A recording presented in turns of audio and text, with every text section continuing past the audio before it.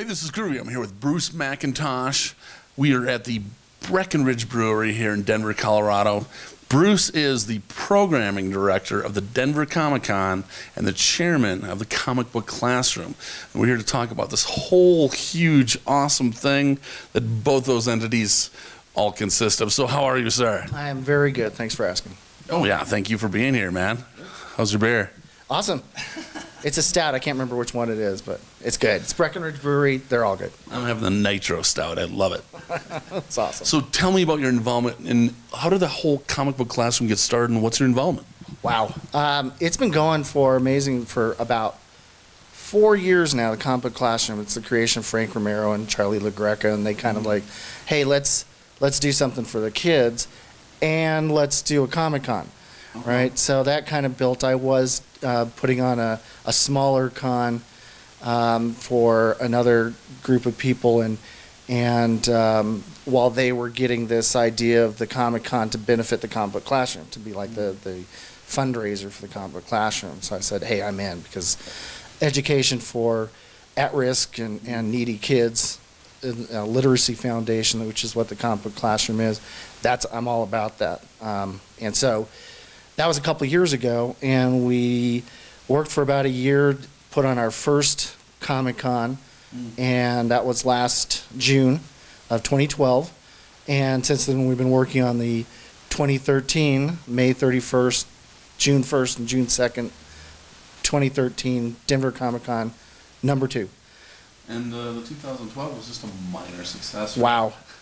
We were talking recently, a year ago, so this is like 4 months before the con, we were talking about the venue, whether it was too big what we had. As it turns out, we moved up into a much bigger space, and boy, are we glad we did, because we were, a year and a half ago, we were expecting maybe 4,000 or 5,000 people. We ended up getting 27,700 people. Based on ticket sales and the energy and the promotion that we've done, we're going to do a lot more than that this year. Oh, yeah. I'm personally thinking 50 at least. I won't say. I don't want to jinx it. But. Right on. Okay, so how do people get involved with the Comic Book Classroom? Like kids and adults and parents and all that good stuff? Okay, well, what the Comic Book Classroom is basically, and it evolves as time goes by, but it's basically literacy and education for kids, after-school program that's free, essentially. So that's what the Comic-Con is. It's essentially the fundraiser so that these kids, usually in at-risk, needy areas, can have an after-school program instead of going out and doing something else and being on the streets and you know, because their parents can't be there or whatever. So we are providing after-school education to promote literacy using comic books, both reading and creating their own comics. Nice. And then the idea is to somehow, you know, depending on which semester it is, because it goes throughout the year, at various schools, whichever schools want us. So the answer to your question is, in order to get Comic Book Classroom in your school, contact us. Get us through the website, the denvercomiccon.com or comicbookclassroom.org. And then we just go through that process of, do we have the teachers for it? And that's something we're also working on constantly, is training new teachers for the new programs. And as time goes by, we expand into other schools, into other cities too. That's awesome. Yeah. That's awesome. Now, is there any certain criteria, like, you know, a student has to meet or anything, or can anyone get? No. As far as the student goes, it's basically the teachers or the administration of the particular school work with us to set up the program. Then we put the teachers in there who use our curriculum. Okay. Our plans basically going through certain graphic novels or books and teaching them about basically how the comic works to transmit ideas both in words and pictures. And then they start learning those techniques to create their own, essentially storyboarding. And it's part of the reason for that was because we all of us involved, we either learned how to read from comic books or learned to love to read through comic books. Right. and it's a uniquely American medium, comic books are, and to transmit ideas. And so it's the perfect medium to kind of expand your brain. Right. And kids and adults want to read comics. It's not drudgery. It's not just words on the page. So it encourages them to read. So, we've found, and studies have found, that comics can help increase literacy and the love of reading, and it did with all of us. I mean, well, personally, I grew up in the swamps of Wisconsin, out in the middle of nowhere, and all I read was comic books my entire youth. And when I was in 4th grade, out in the middle of nowhere, I had an 8th grade understanding of the language. And, a lot of instructors were going, "You don't read anything but comic books. How did that happen?" I know. So it's like, well, I taught my son. He's almost 23 now, but basically using comics at an early age, and by 2 years old, he was starting to read. His first number was 4 from the Fantastic Four, right? And words like disappeared, that was in his vocabulary. So now I have a younger daughter, and we read comics all the time, and she loves reading. She loves the transmission of ideas and things like that. And so that's what's the thrill about doing the Comic-Con and working as chair of the Comic Book Classroom is, in the end, we're doing some good for kids. Right. And they're learning to read, they're learning to love to read, and they're learning to love comics. How cool is that? It's really cool.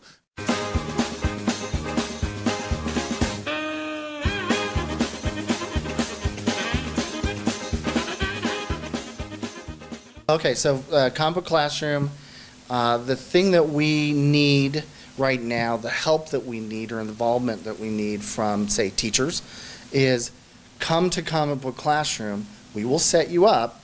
We will get you in, and we would like for you to be able to bring your classes to the Comic-Con. We have programs set up, and we can give you more details if you contact us through the website. But we want teachers to know about what we do. We want teachers to not only, if you have a need, or administrators, if you have a need for the after-school program and want to promote literacy, that's one project that the Comic Book Classroom does. The other project that we're doing is we want to make our resources available for teachers to be able to use comics, even if we're not doing an after-school program, which is strictly the Comic Book Classroom, but they want to be able to use comics and reading comics and creating comics as a way to reach their kids or to get them interested in reading or to just be more involved. Come to the Denver Comic-Con, because we have a whole slate of programming, that's my area, of focusing in on what teachers can do and how teachers can use comics in the classroom. Okay. So that's the first thing, and it's what we're doing, and I'm really excited about this, is on Friday of the con, so that's May 31st, is Education Day.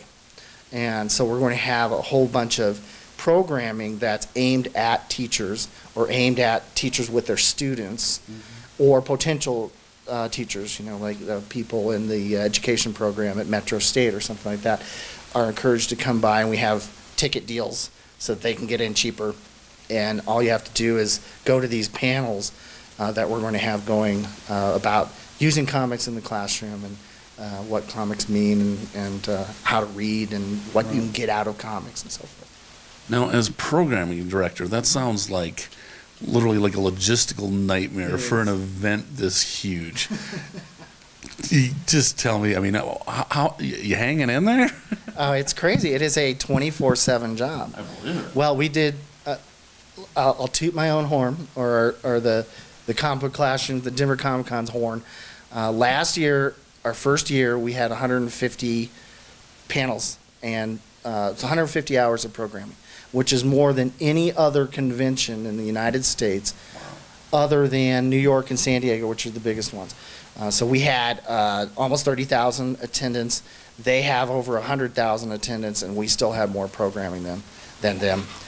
The great thing was, everything was full. The only complaints that we had were that there was not enough room for people who wanted to watch this Walking Dead panel or Sure.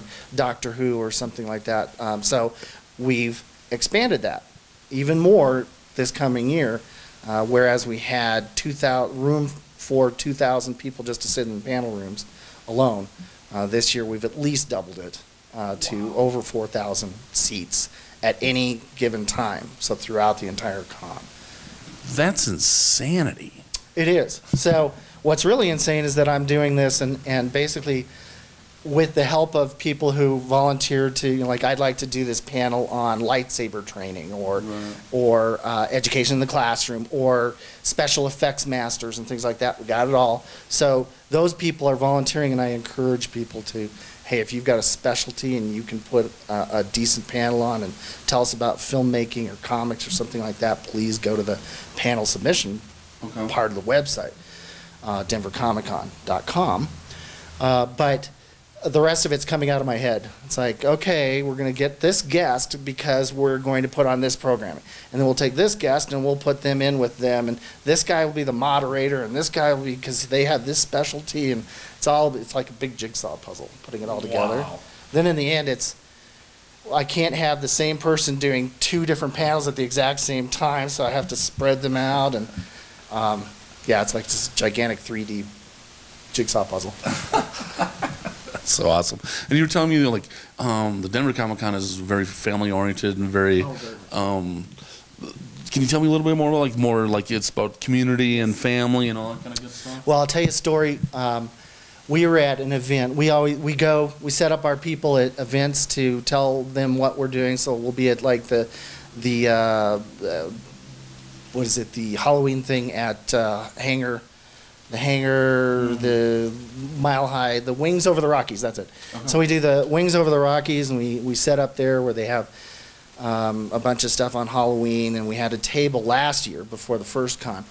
And so we're like, come to Denver Comic Con, you know, the kids, it's all for kids, and things like that. And so this one woman goes, I hand her a card, and she goes, oh, I can't go. I've got kids. I'm like, wait a second. Comic-Con's supposed to be for kids. Right. And so if we hadn't already arranged to have a comic book classroom kind of presence and our focus being on kids, that would have sealed the deal, because this is what we're there for. Comic-Con is a place where you should be able to bring your entire family and something for everybody. So what we have is in the front and center of the Comic-Con is what we call the comic book classroom corral, kind of thing, staying with the Colorado and the Western theme. Everything's comic book classroom, corral, podcast, peak, artist valley. So in the middle is comic book classroom corral, which is currently about 4,000 square feet of activities for kids, a stage where kids can go, and adults love it too, and draw. So we have paper up there, big rolls of butcher paper and 16 by 20 pieces of paper where they can draw their comic characters. We save them all, or they can take them home with them. So it's freestyle drawing, except when we have one of our major guests come up. So they'll come up and do, Greg Guler, who is a lead designer of Phineas and Ferb. Character designer, and he came up and did a panel for kids. So that's like 20 minutes, 30 minutes for kids, how to draw Phineas and Ferb. And so kids were up there and they were learning how to do that. And my daughter's prized possession is autographed by Greg Guler, her picture of Phineas, the character from Phineas and Ferb. And so kids can do that, and they can do crafting, and it's all free. You get in, you got admission. Kids are free to the convention. So so parents can bring their kids. It's not a daycare, so they can't drop them off. But bring their kids, do all these things, have the kids do Zoom tools, and which is these interconnecting little things that kids just love. Adults love them. I love them. And activities like make your own Captain America shield, and it's tremendous to see what you can do, because I'm thinking, oh yeah, the star and the red and white stripes and in circles, and girls are doing princessy pink things and boas off of them, and it's tremendous. It's awesome. So, and that's all included right in the front of the hall. You walk in the door. First thing you see is the comic book classroom corral for kids to do it. This year we're doing something really special.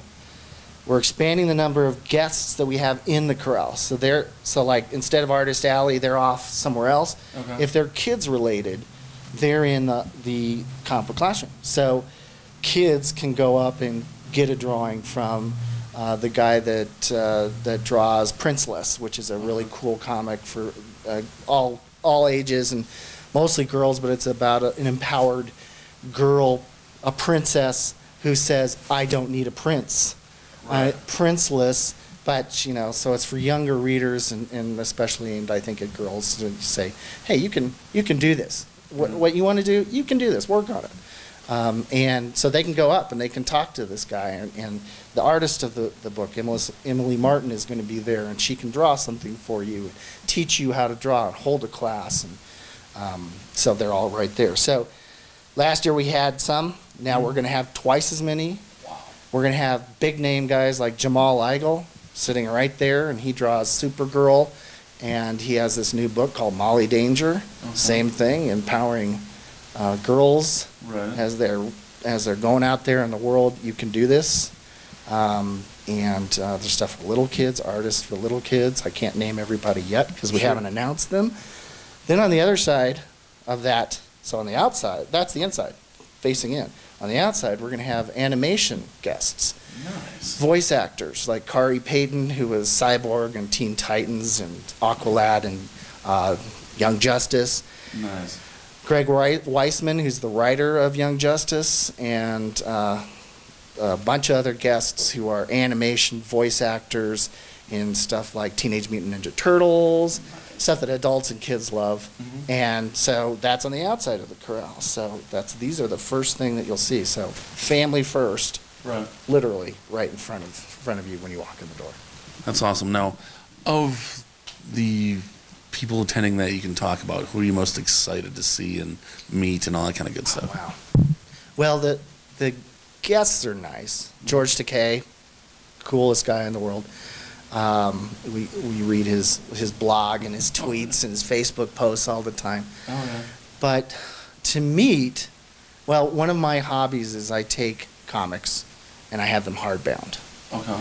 There's a company in Denver here who's also going to be a guest, comicbookbinding.com, just to give them a plug. But what they do is you can have anything bound. But what I do is I have comics bound into hardbound, right, like library books. And so I have hundreds of volumes of comics and stuff. Wow, that's cool. So I love to I'm not big on autographs, but making this kind of creation and taking their creations and having them bound and then taking to the artist or the writer and have them autographing it. Like Steven Seagal, who wrote a whole bunch of stuff, but he's also one of the creators of Ben 10. Okay. But he's a well-known comic writer, so I've got a book I'm going to hand him. Paul Ryan. Now, not the guy who ran for vice president. This is the artist, the great artist who did Fantastic Four, third longest run other than Jack Kirby and John Byrne. Paul Ryan did for years Fantastic Four. He drew the Fantastic Four. I'm thrilled to see him. I met him once a long time ago and take my Fantastic Four bound volumes. They do sign right here. So that is so cool. Okay, one last question. What are some of your favorite comics? Old or new? All right.